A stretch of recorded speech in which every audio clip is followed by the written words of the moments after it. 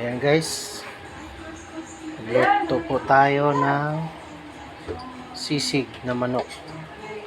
Hindi ko na pinakita yung ano guys, yung ingredient, pero simple lang yan guys. Ano lang yan, sibuyas, sili, at dapat may paminta guys, kalimutan ko.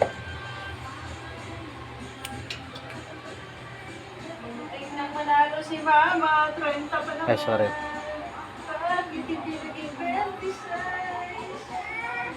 Live mo nga ma. Gagalit si Mayford eh. Tanggal yung ano.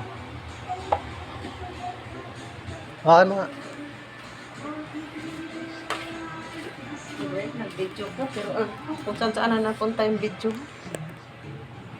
Haluin na natin guys ang sisig na manok.